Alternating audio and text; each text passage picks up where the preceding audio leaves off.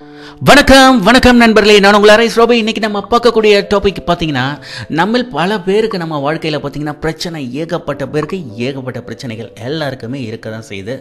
இந்த பிரச்சனை இல்லாத வாழ்க்கை இருக்க முடியுமா? நம்ம சந்தோஷமாக எப்படி இருக்க முடியும் அப்படின்றது தான் இந்த காணொலியில் ஒரு அழகான குட்டி ஸ்டோரி மூலமாக நம்ம பார்க்க போகிறோம்.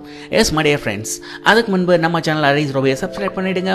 வாங்க அந்த குட்டி ஸ்டோரி என்ன அப்படின்னு நண்பர்களே, ஒரு ஊரில் பார்த்தீங்கன்னா ஒரு முனிவர் ஒருவர் தன்னுடைய தவத்தை மேற்கொள்வதற்காக அதற்கான ஆயத்த பணியில் ஏற்படுத்தி கொண்டு இருந்தார்.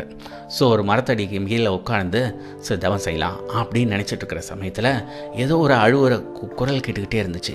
என்னடா அது, ஒரு ஆவல குரல் கேட்குது அப்படின்ற மாதிரி நம்மளுடைய தவத்துக்கு இடர்கூடாக இருக்குதே அப்படின்னு நினச்சிக்கிட்டு என்னன்னு பார்த்தா அங்கே ஒரு காக்கா மரத்தில் அழுதுகிட்டே இருந்துச்சான். உடனே அந்த காக்காவை பார்த்து இவர் ஏன் அழுதுகிட்டு இருக்கிறப்பா அப்படின்னு கேட்டாராம். உடனே அந்த காக்கா சொல்லிச்சான், நான் ரொம்ப கருப்பாக இருக்கிறேன், என்னை யாருமே விரும்புறதில்ல, என்னை ஒரு பொருட்டாகவே எவனும் மதிக்கிறதில்ல, முக்கியமாக மனுஷாளுங்க ஒரு பையன் என்னை மதிக்கவே மாட்டுறாங்க அப்படின்ற மாதிரி புலம்பி தள்ளிக்கிட்டு இருந்துச்சான். அந்த முனிவர் உடனே அமைதியாக கேட்டுட்டு இருந்தவர் இதோட பிரச்சனை என்ன அப்படின்றத உள்வாங்கிக்கிட்டார். உடனே இப்போ உனக்கு என்ன பிரச்சனை, இந்த கலர் தான் உன்னுடைய பிரச்சனையா அப்படின்ன உடனே அந்த காக்கா சொல்லிச்சான், ஆமாம் நான் ரொம்ப கருப்பாக இருக்கேனா, அதனால் ஒரு பையன் இறமி என்னை சீண்ட கூட மாட்டுறானுங்க, என்னை கண்டுக்கவே மாட்டுறாங்க. இதே மற்ற பறவைகள்லாம் பார்த்தீங்கன்னா அதுக்கிட்ட ஃபோட்டோ எடுத்துக்கிறாங்க, அதை வீட்டில் வளர்க்குறாங்க அப்படின்னு புலம்பிகிட்டு இருந்துச்சான்.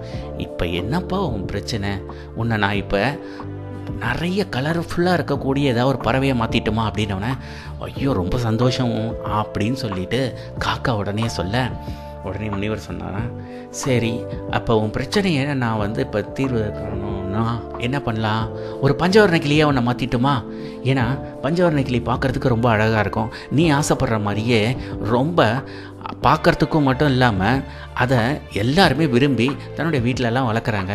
ஸோ உன்னை ஒரு பஞ்சவர்ண கிளியை மாற்றிட்டுமா அப்படின்னுச்சா. மாற்றிடலாம்.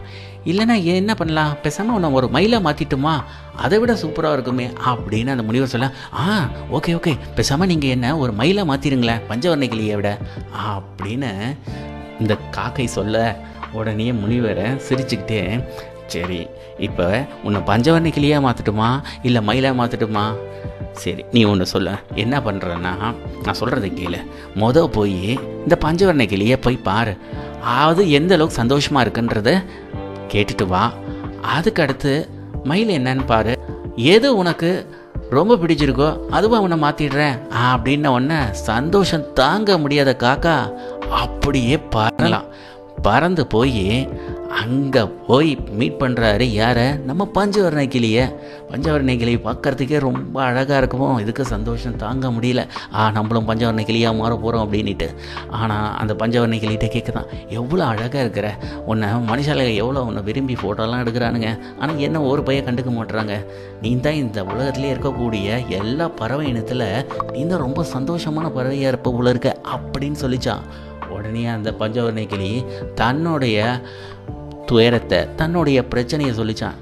ஆட போயா நீ வேற, நீ தான் சந்தோஷமாக இருக்கிற, ஆனால் என்ன பாரு கூண்டில் பிடிச்சி போட்டுறானுங்க, எனக்கா வெளியில் பறந்து போகணும்னு ரொம்ப ஆசை, ஆனால் என் சுதந்திரத்தை பறிச்சிட்டானுங்களே அப்படின்ற மாதிரி அதனுடைய பிரச்சனையை சொல்லிட்டு இருந்துச்சான். ஆஹா, இது என்னடா ஒரு மிகப்பெரிய பிரச்சனையாக இருக்குது, இப்போ தான் புரிஞ்சுது இந்த காக்கைக்கு. சரி நமக்கு பஞ்சவர்ண கிளி செட்டு ஆகாது, பேசாமல் அடுத்து மயிலை போய் பார்ப்போம் அப்படின்னு டாட்டா அப்படின்னு சொல்லிட்டு அடுத்து மயிலை போய் பார்க்கலாம் அப்படின்னு சொல்லி போச்சான்.